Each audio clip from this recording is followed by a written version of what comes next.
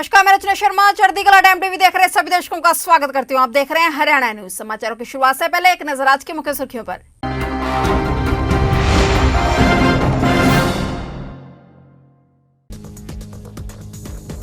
हरियाणा सरकार का अहम फैसला, कोरोना वैक्सीन के लिए जारी होंगे ग्लोबल टेंडर।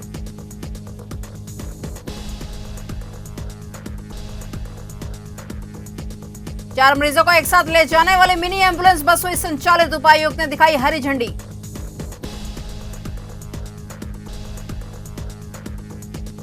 किसान आंदोलन को मजबूत करेगी महिलाएं, अब घूंघट से बाहर आकर लीड रोल में आएंगी नजर।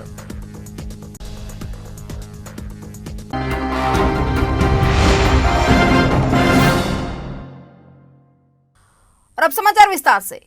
देश में जहां एक तरफ कोरोना वायरस ने तबाही मचा रखी है, वहीं दूसरी तरफ कोरोना वैक्सीन की कमी भी परेशानी की वजह बनी हुई है। हरियाणा में कोरोना के बढ़ते मामलों के बीच बड़ा फैसला लिया गया है। स्वास्थ्य मंत्री अनिल विज ने कहा है कि प्रदेश सरकार कोरोना वैक्सीन खरीदने के लिए वैश्विक निविदाएं जारी करेगी, ताकि राज्य के 18+ नागरिकों को जल्द से जल्द टीकाकरण किया जा सके।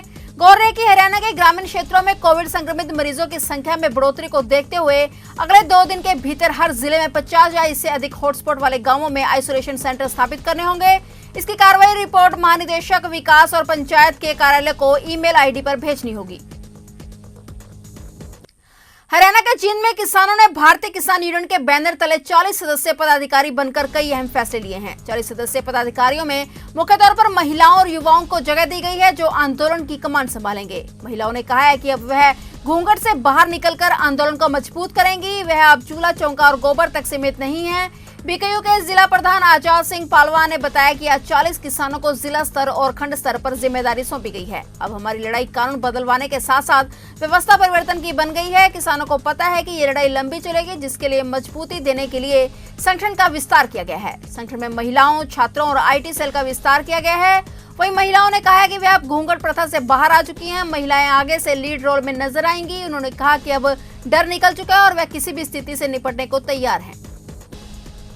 हरियाणा में लॉकडाउन के चलते परिवहन विभाग को प्रतिदिन करोड़ों रुपए का नुकसान हो रहा है। अकेले यमुनानगर में परिवहन विभाग को प्रतिदिन 10 लाख से अधिक का नुकसान हो रहा है। यमुनानगर रोडवेज के बेड़े में 141 बसें हैं, जो लॉकडाउन से पहले देश के विभिन्न राज्यों में सवारियां लेकर जाती थी, लेकिन लॉकडाउन के बाद अधिकांश दूसरे राज्यों में बसें नहीं जा पा रही हैं। यमुनानगर के साथ लगते कुछ जिलों में ही बसें जा रही हैं। बसों में जहां 52 सवारियां बैठाई जाती थी, वहां अब 30 से 35 यात्री बैठाए जा रहे हैं, ताकि सोशल डिस्टेंसिंग लागू हो। इसके साथ ही जिले के कुछ नजदीकी गाँव में भी बसें चलाई जा रही हैं। कोरोना के बढ़ते संक्रमण को लेकर लोगों की सुविधा के लिए रोडवेज विभाग द्वारा ऑक्सीजन, सैनिटाइजर, पीपी किट और 4 बेड की सुविधा वाली 5 एम्बुलेंस बसें तैयार कर जिले में संचालित की गई हैं। उपायुक्त राजेश चौकपाल ने रोडवेज डिपो द्वारा तैयार की गई एम्बुलेंस बसों को झंडी दिखाकर रवाना कर सरकारी अस्पताल के CMO के हवाले की हैं। उपायुक्त ने कहा है कि रोडवेज के महाप्रबंधक रवीश हुड्डा सहित फोरमैन नरेश कुमार बधाई के पात्र हैं, जिन्होंने हरियाणा रोडवेज की मिनी बसों को लगभग 60 घंटे में ही एम्बुलेंस में तब्दील कर बहुत अच्छा कार्य किया है। डीसी ने बताया कि इन 5 एम्बुलेंस में 4-4 बेड और ऑक्सीजन सहित पीपी किट, सैनिटाइजर की सुविधा होगी।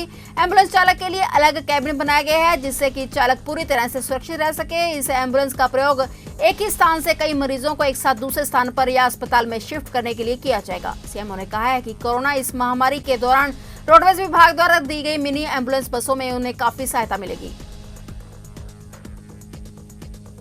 हरियाणा में लॉकडाउन को फायदा दिखने लगा है। पिछले 6 दिन में लगातार कोरोना संक्रमण के नए मामलों में कमी दर्ज की गई है। इसके साथ ही राहत की बात यह है कि कोरोना पॉजिटिव होने वाले लोगों की तुलना में संक्रमण से उभरने वालों की संख्या लगातार बढ़ रही है। प्रदेश में 24 घंटे में 12,490 नए केस मिले हैं और 14,264 लोग एक ही दिन में कोरोना से ठीक हुए हैं। 8 जिले ऐसे हैं जहां नए केसों के मुकाबले कोरोना से ठीक होने वाले मरीजों की संख्या ज्यादा है। इस समय प्रदेश में एक्टिव केस 1,07,058 है। इनमें से 95,000 से अधिक लोग घरों में इलाज कर रहे हैं और शेष निजी और सरकारी अस्पतालों में उपचाराधीन हैं। प्रदेश में 24 घंटे में 165 कोरोना मरीजों की मौत दर्ज की गई है। बता दें कि हरियाणा में कुल संक्रमितों की संख्या 6,52,742 हो गई है, जबकि 5,39,609 लोग इस महामारी से निजात पा चुके हैं। प्रदेश में महामारी के कारण 6,075 लोगों की जान भी जा चुकी है। फरीदाबाद की IMT स्थित अवीवा कंपनी के CNC ऑपरेटर पर उसी के साथ काम करने वाले युवक ने मारपीट करने का आरोप लगाया है। आपको बता दें कि युवक का आरोप है कि उसी के साथ काम करने वाला युवक आए दिन हर किसी के साथ झगड़ा करता है और उसी बात को लेकर उसके साथ भी झगड़ा किया है। इस बीच पीड़ित युवक ने प्रोडक्शन मैनेजर हरीश भाटी और उसी के साथ काम करने वाले युवक पर मारपीट का आरोप लगाया है। फिलहाल युवक ने इसकी शिकायत सदर थाना पुलिस को दे दी है और पीड़ित ने कार्रवाई की मांग की है। सर, ये दरअसल मैं काम कर रहा था अपनी कंपनी में, तो बीएमसी मशीन चलाने वाला लड़का आया, पीछे से बोलने लगा, मेरे से आके बोलने लगा कि तू बीच में किसी बात पे क्यों आता है। और मैंने उससे बोला, भाई मेरी क्या गलती है, मैं तो नहीं आया। वो बोलने लगा कि तू धींग कमर, मतलब मेरे को धमकाने लगा। मैंने कहा, भाई देख ऐसे तो कोई बात नहीं है। इतने में जैसे मैं मशीन की ओर मुड़ा, उसने मेरे से पीछे से मेरे को दबा दिया। फिर उसके बाद जैसे मैं अपने उसकी तरफ मुड़ा मारने के लिए, तो उसने क्या किया है, किसी ने मेरे पीछे से हाथ पकड़े, हरीश नाम के सर हैं, उन्होंने हाथ पकड़ लिया और उसने क्या मेरे सर पे 2 बार कड़ा मार दिया, 2-3 बार, और सर में मेरे कुछ लग गया उससे। लोहारू के बाजारों में सरकार के कोरोना महामारी सुरक्षित हरियाणा अभियान व लॉकडाउन के नियमों की धज्जियां उड़ रही हैं। सरकार द्वारा मेडिकल व राशन सहित फल सब्जियों की दुकान खोलने की अनुमति, शारीरिक दूरी व मास्क के प्रयोग के नियमों के साथ खोलने की अनुमति प्रदान की गई है, परंतु कहीं भी बाजार में किसी भी मेडिकल स्टोर व अस्पताल में नियमों की पालना नहीं हो पा रही है। सुबह बाजार खुलते ही बाजार में भारी भीड़ नजर आ रही है। वहीं प्रशासन की ओर से लोगों को पैदल आने का आह्वान किया गया है, लेकिन बावजूद इसके लोग अपने वाहनों पर ही नजर आ रहे हैं। ऐसे में नगर में कोरोना संक्रमण फैलने का खतरा बढ़ गया है। ऐसे में लोगों की लापरवाही भारी पड़ सकती है। थानेसर विधायक सुभाष सुधा ने परिवहन विभाग द्वारा तैयार की गई 5 एम्बुलेंस मिनी बस को हरी झंडी दिखाकर रवाना किया। महाप्रबंधक अशोक मुंजाल के प्रयासों से 36 घंटे में एम्बुलेंस तैयार की गई है। विधायक सुभाष सुधा ने कहा है कि कोविड मरीजों की सेवा करने में परिवहन विभाग कुरुक्षेत्र डिपो की 5 एम्बुलेंस मिनी बसें अहम भूमिका अदा करेंगी। इन 5 एम्बुलेंस में ऑक्सीजन बेड के साथ साथ अन्य सुविधाएं भी उपलब्ध कराई गई हैं। इन मिनी बस एम्बुलेंस से ग्रामीण क्षेत्रों के कोरोना मरीजों को स्वास्थ्य केंद्र तक पहुंचाने का कार्य किया जाएगा।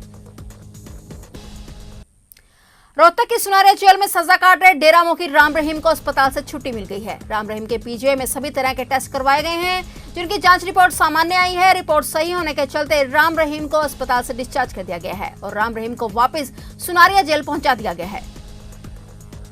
फिलहाल हरियाणा न्यूज़ में इतना ही। तब तक के लिए देखते रहिए चढ़ती कला टाइम टीवी और मुझे दीजिए इजाजत। धन्यवाद।